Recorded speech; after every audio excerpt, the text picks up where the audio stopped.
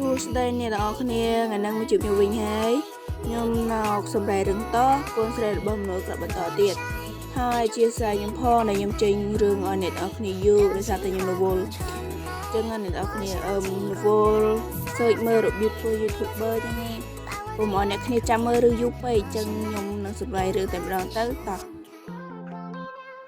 សំណាក់អាក្រក់មែនហេតុអីយើងត្រូវនៅបន្ទប់ជាមួយនាងហេតុអីយើងមិនសួរទៅសាសនាចារ្យប្រសិនបើយើងអាចផ្លាស់ប្ដូរដំបើសិនជាឯងចង់ចេញណាស់ក៏ចេញទៅពេលពួកឯងទៅនេះនឹងក្លាយជាបន្ទប់តែមួយសម្រាប់ខ្ញុំតាមនេះជាអាកប្បកិរិយាអីហ្នឹងបើឯងមានលុយទៅជួលកន្លែងណា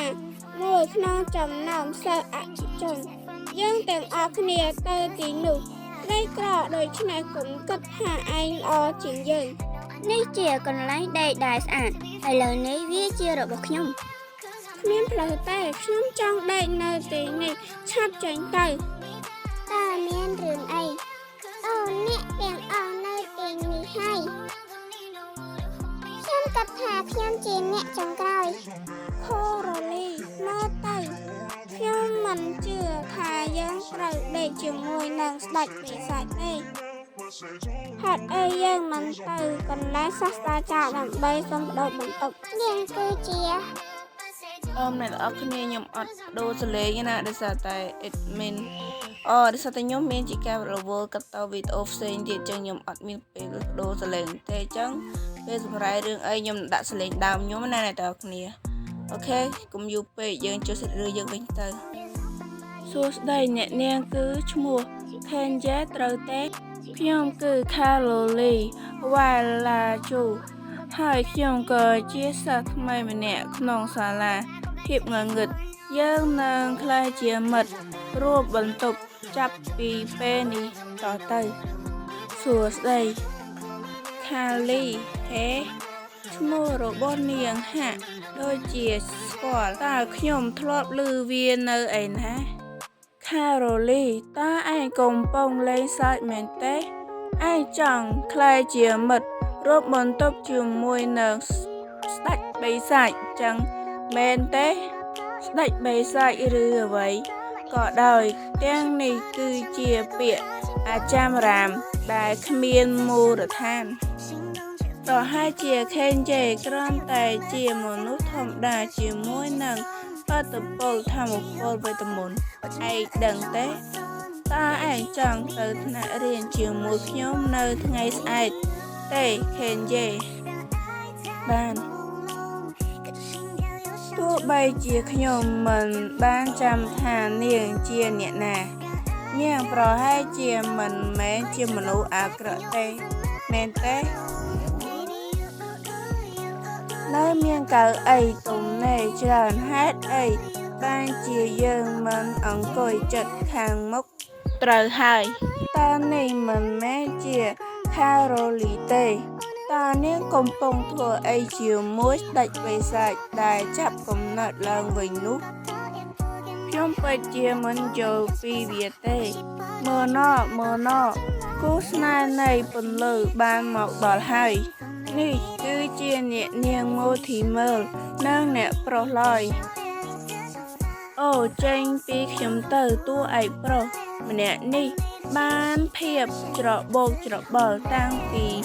នៅបន្ទប់ស្នាក់នៅរបស់ខ្ញុំតាំងពីថ្ងៃទៅតែរះខ្ញុំមិនអាចដេញគាត់ចេញបានទេទោះបីខ្ញុំព្យាយាមប៉ុណ្ណាក៏ដោយ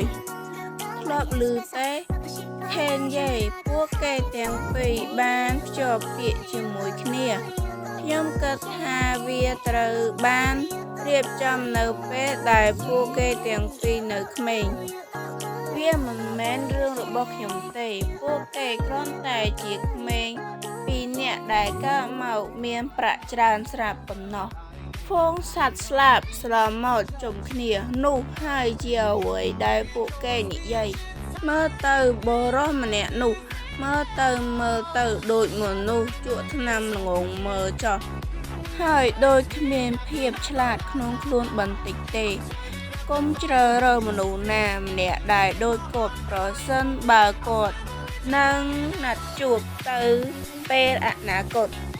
គូដណ្ដឹងសម្លាញ់របស់ខ្ញុំតើពួកយើងគួរអង្គុយកន្លែងណាទៅអោព្រះអើយវាជាតួស្រីនៅខាងមុខនោះនាងបានបង្ហាញខ្លួនហើយឡើយឃើញពួកគេអង្គុយនៅទីនោះទេទោះទៅអង្គុយទីនោះទៅគ្មានបញ្ហាសូមអភ័យទោសអ្នកនាងតើអ្នកនាងអាចទៅអង្គុយកន្លែងផ្សេងបានទេគូដណ្ដឹងរបស់ខ្ញុំចង់អង្គុយនៅទីនេះតាមវិធីនេះខ្ញុំអាចចាប់គូតួឯកទាំងពីរបានយ៉ាងងាយស្រួលអង់គ្លេសអង់គ្លេសនឹងអ្នកនរគ្នាខ្ញុំអត់សូវចេះអានទេអធិស្ឋានផងចឹងខ្ញុំមិនអានទេចឹងអ្នកនរគ្នាចាំអានខ្លួនឯងទៅណាតែប៉ុណ្ណេះរួចខ្លួនហើយឃើញទេខ្ញុំបានប្រាប់ហើយមិនចឹងប្រុសម្នាក់នេះគួរឲ្យខ្លាចណាស់ឈប់សិនកុំគិតអ្វីមិនល្អតាមពិតគាត់ជាមនុស្សល្អទេកុំវិនិច្ឆ័យគាត់ពីរបៀបដែលគាត់ប្រព្រឹត្តអីតើលោកកំពុងធ្វើរឿងឈួតស្អីនឹងឡើយនេះគឺជាខារ៉ូលីជាតួឯកស្រីហើយក៏ជាអនាគតប្រពន្ធលោកដែរនាងនឹងមានចំណាប់អារម្មណ៍មិនល្អចំពោះលោកប្រសិនបើលោកធ្វើបែបនេះនាងគឺជាខារ៉ូលីក្នុងការគិតរបស់ខ្ញុំនាងគ្រាន់តែជាក្មេងស្រីធម្មតាហើយក្រីក្រប៉ុណ្ណោះលោកមិនអាចវាយតម្លៃសៀវភៅដោយគ្រាន់តែក្របខាងក្រៅបានទេមើលទៅនាងទៅភ្នែកដ៏ភ្លឺចែងចាំងរបស់នាងសក់ដ៏វែងរបស់នាងដែលមានខ្យល់បោះមកប៉ះនាងថែមទាំងសុខចិត្តអង្គុយជាមួយស្ដេចបិសាចនៅក្នុងថ្នាក់រៀននាងជានារីដ៏ស្រស់ស្អាតជាងគេម្នាក់ដែរស្អាតទាំងខាងក្នុងនិងខាងក្រៅតែគួរដណ្ដឹងរបស់ខ្ញុំនាងគឺជាមនុស្សតែម្នាក់ដែលស្រស់ស្អាតនិងចិត្តល្អទោះបីជានាងកើតមកមានគ្រប់យ៉ាងក៏ដោយវាពិតជាជំរុញខ្ញុំថានាងមានបេះដូងសម្រាប់អ្នកដទៃអត់ទេខ្ញុំជាមនុស្សអាក្រក់បំផុតក្នុងលក្ខខណ្ឌនេះខ្ញុំនឹងមិនខ្លាចជាគូដណ្ដឹងដល់អាក្រក់ទៀតទេតួឯកប្រុសនិងតួឯកស្រីមិនបាននៅជាមួយគ្នាហើយខ្ញុំនឹងមិនបញ្ចប់រឿងនេះហើយត្រឡប់ទៅពិភពលោករបស់ខ្ញុំវិញតាមស្មានខ្ញុំត្រូវយកបញ្ហាមកក្នុងដៃរបស់ខ្ញុំឥឡូវមិនអីទេអ្នកនាងទាំងពីរខ្ញុំបានបើកភ្នែកមើលកន្លែងនេះសម្រាប់ថ្ងៃនេះសង្ឃឹមថាអ្នកទាំងពីរអាចឲ្យខ្ញុំអង្គុយមើលទៅយើងមិនអាចរៀននៅថ្នាក់នេះបានទេប្រសិនបើមិនឲ្យពួកគេអង្គុយតើពួកយើងគួរធ្វើយ៉ាងម៉េចទៅខេនយេឯងនៅទីនេះសិនទៅខ្ញុំនឹងទៅដោះស្រាយជាមួយក្មេងស្រីសក់ក្រហមដ៏គួរឲ្យខ្លាចនោះអូខេអ្នកនរគ្នាចឹងរឿងយើងក៏ចប់ដល់ហ្នឹងហើយអធិស្ឋានខ្ញុំផងបើសិនខ្ញុំចេញវីដេអូយូរអញ្ចឹងអស់សាច់រឿងហើយសាច់រឿងនេះខ្ញុំដាក់ពីភាគចូលគ្នាអ្នកនរគ្នាចឹងចាំជួបខ្ញុំនៅវីដេអូក្រោយបាយ